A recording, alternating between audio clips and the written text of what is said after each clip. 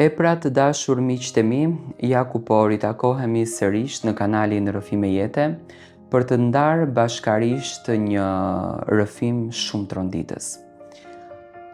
Si ta quaj tani unë këtë, domethënë si ta analizoj? Ndonjëherë duhet të fshejmë të vërtetat vetëm e vetëm që prindërit tanë të mos të lëndohen. Dhe rrëfimi që do të dëgjoni është një tragjedi e vërtet. Pas 6 vdekjeve të fëmijëve, kjo nën shqiptare, domethënë është sprovuar jashtëzakonisht shumë. Zoti ka vendosur që t'i merr edhe fëmijën e 7 duke i lënë vetëm një djalë. Domethënë ja ka lënë djalin e 8, komplet ka patur 8 fëmijë. Dhe familjarët, duke mos e përballuar dot më dhimbjen, pasi që kanë qenë vdekje shumë të afërta, shumë të shpejta, në kohën e sotme, me inteligjencën artificiale, kanë krijuar një video ku nëna flet çdo ditë me djalin e saj dhe komunikon vetëm e vetëm për t'ia fshehur këtë të vërtetën e madhe. Dhe nipi i kësaj familje dëshiron që të ndanë këtë rrëfim me ne për të marrë edhe mendimin e juaj që kanë bërë mirë apo nuk kanë bërë mirë me këtë gjë.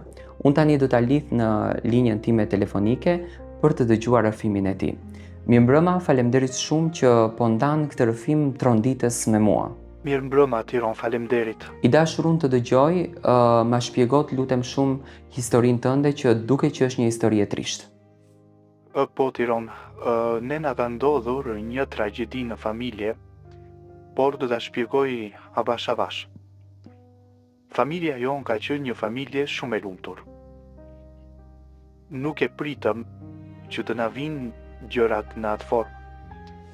Unë jam nipi më i madh i familjes. Gjyshen akoma e kemi gjallë dhe në familjen tonë ndodhi një tragjedi.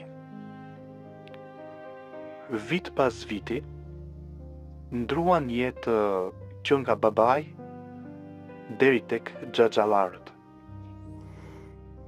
Të 6 xhaxhallarët me radhë.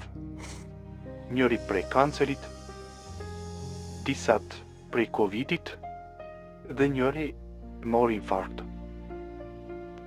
Tragjedia në familjen tonë se vinte e riteshte, shtoheshte. U bë një tragjedi shumë e madhe. U fiksuam në një farë mënyre. U tronditëm në një farë mënyre. Sepse në çdo vit thonim çfarë na ka mallkuar ne, se nuk dua ta them, por Do me thënë edhe deri diku filluam të heqim dorë gjyshja nga besimi. juaj u ballafaqua me këtë realitet. Po Tiron edhe ishte shumë e fortë, gjyshja jon. Ishte shumë e mbajtshme, edhe pse shpirti i digjeshte. Ditët kalonin edhe pas një viti, në vitin e 7 në fakt, ndroi jetë xhaxhai më i vogël. Xhaxhai i cili ne nuk e prisnim në fakt që të ndronte jetë. Dhe ne mbajtëm të fshehur këtë histori. Do me thënë ai ndroi jetë jashtë shtetit, u varos jashtë shtetit, edhe ne mbajtëm të fshehur këtë histori, nuk ja treguam askujt. Një histori që ne nuk e folëm me gjyshen, do me thënë, jo askujt, por gjyshes nuk ja treguam. U varos dhe ne i krijuam një video me inteligjencën artificiale, sepse Po më ajo fal, kërkonte si gjatë u gjithë lindi kohës ideja që të që krijoni ta shik- një video me inteligjencën artificiale? Po, ne na shkoi ndërmend. Ajo kërkonte gjatë gjithë kohës që ta shikon xhaxhin, edhe ne nuk mundeshim që t'ja tregojmë të vërtetën, sepse 7 nuk e dinim si do ta pranon, a do ta pranon me gjithmonë apo jo. Edhe vendosëm që të krijojmë të videon dhe gjyshja edhe sot e kësaj dite flet me atë video.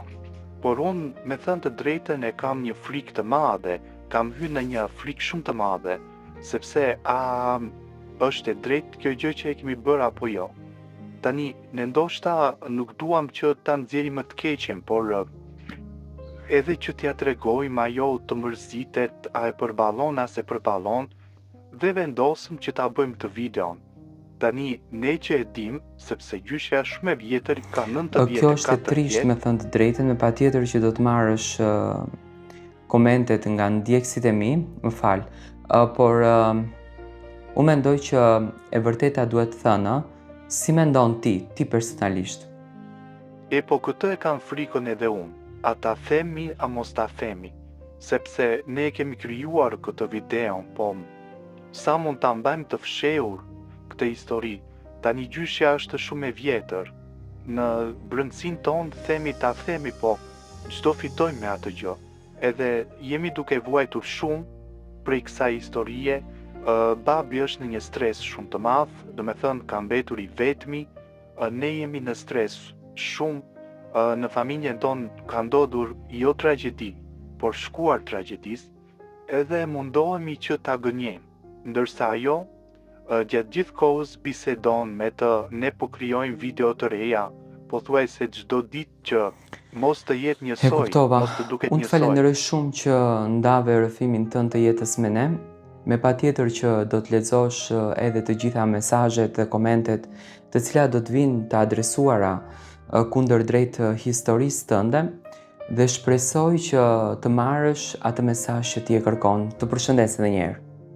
Faleminderit shumë Tiron, Allahu të ruaj. E pra të dashur miqtë e mi, do me thënë e kuptuat se çfarë rrëfimi është, çfarë historie.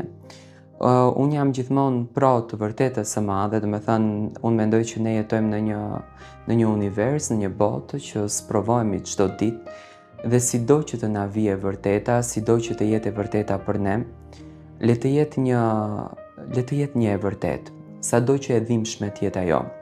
Unë mendoj që një njeri nuk mund të mos të përballoj atë që Zoti e ka shkruar për të, sepse edhe në librat e shenjtë të cilat ne kemi lexuar, Zoti nuk çon më shumë se sa përballimi i një njeriu, do me thënë nuk kalon përtej saj.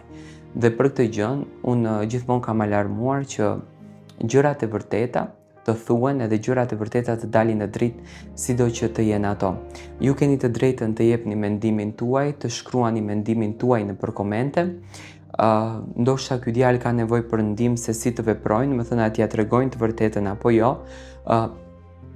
Dhe mesazhet e juaja, komentet e juaja, jam i bindur që do ta ndihmojnë këtë të ri për të marrë ndoshta një vendim pak edhe më të qartë, edhe pse nuk është gabim, sepse ndonjëherë do me thënë ne nuk i bëjmë gjërat apo këto gënjeshtrat, nuk janë gënjeshtrat e djallëzuara, se janë gënjeshtra për ta ndihmuar dhe për ta mbrojtur njeriu që ne e ndjejmë të afërt edhe njeriu që ne e kemi shumë të rëndësishëm në jetë.